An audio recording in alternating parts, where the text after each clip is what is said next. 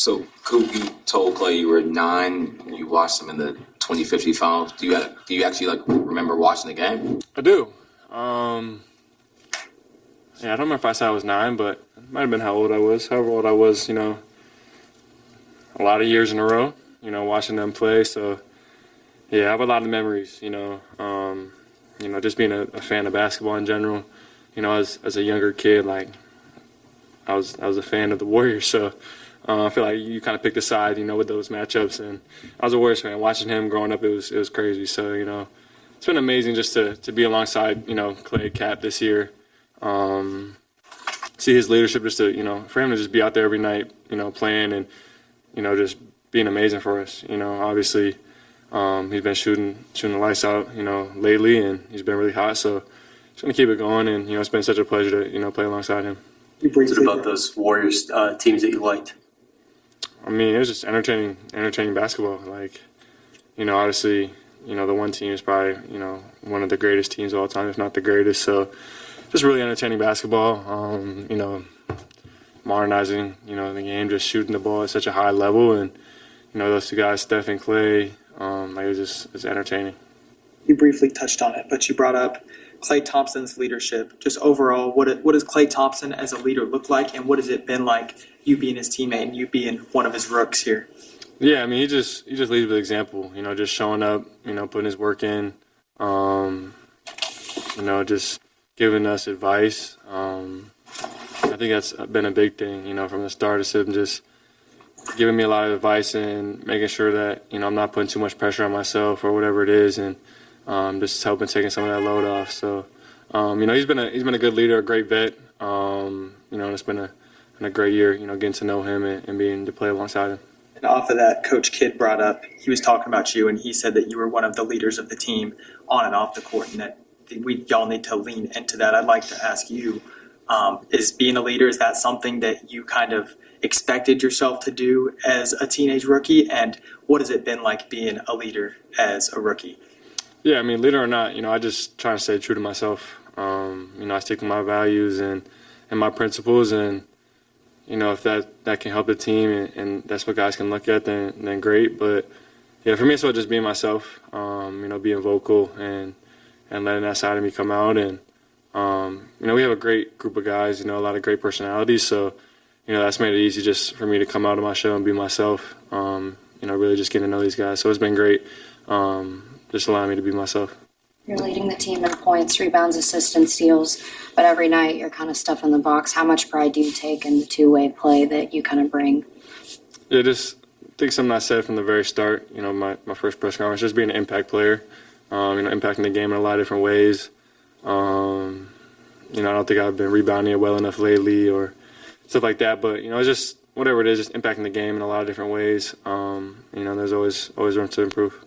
And the double team, obviously that's going to be different at this level than college. How do you think you've been growing and handling that? Jason Kidd said tonight that you just accepted it well and then leaned into trusting your teammates to kind of make more of those plays. What's that growth been like for you?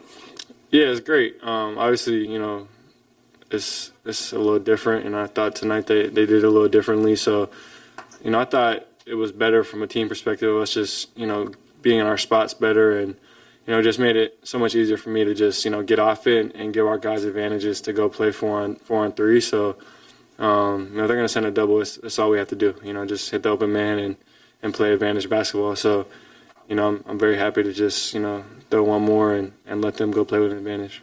This was another night where jumper was working for you. Have you made any mechanical changes as the season has gone along? Mechanically, is it anything different for you? No, just trusting the work.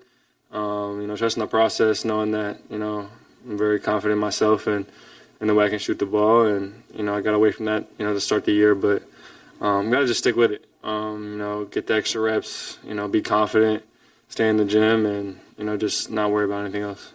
Coach Kidd briefly touched on it in here, and then you brought it up as well when it comes to rebounding. What do you think you need to do in that area to improve as a rebounder? Just gotta keep pursuing them. Sometimes it's, luck of the draw or whatever, balls don't bounce your way, but, you got to be able to hit guys and keep guys off the glass too. It's been a couple of times of just, not boxing out and letting my man get some of the rebounds. So it's just that's definitely part of it. Has that been an emphasis from the coaching staff to you that they want you to improve as a rebound and emphasize and crashing the glass? I wouldn't say like an emphasis from the whole coaching staff, but I mean they've touched on it. I think that's a big thing for any team is you want to be dominant on the glass. So, team wide for us, that's been a huge part of trying to be successful is just trying to dominate the glass each night. How were you able to come back after rolling your ankle and then come back at a big dunk and then the 3-pointer at the top of the key? Yeah, just tied it up tighter, retaped it, and got back out there. So, just rolling an ankle like that, you just got to kind of tighten it up and, play through it. So. And you talked about just like the Warriors being one of the greatest teams of all time. I've also heard you talk about the Celtics and 96 Bulls. Which one of those teams do you think actually is the best team of all time? I'm not sure. I don't really have an opinion. There's a lot of really great teams.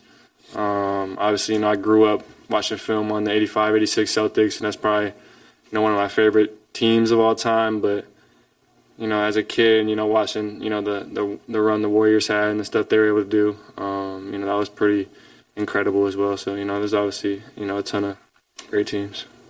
You're leading the Mavs in points, and then Najee's next and Max. What do they offer when you're out on the floor and just their contributions? Yeah, Najee and Max are both just super consistent,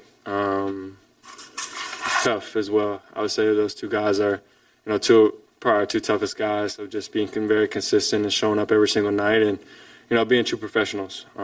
So I think Najee's ability just to get in the paint, create, and then, get to his spots as well has been huge. And obviously Max has, been one of the leading, 3-point shooters in the league this year. So just being really, really consistent for us and, what they do for us has been priceless on both sides of the ball. Those are probably, I would say, our two of our top defenders up there, with PJ as well, when they're all healthy. So, they play at such a high level on both sides of the ball.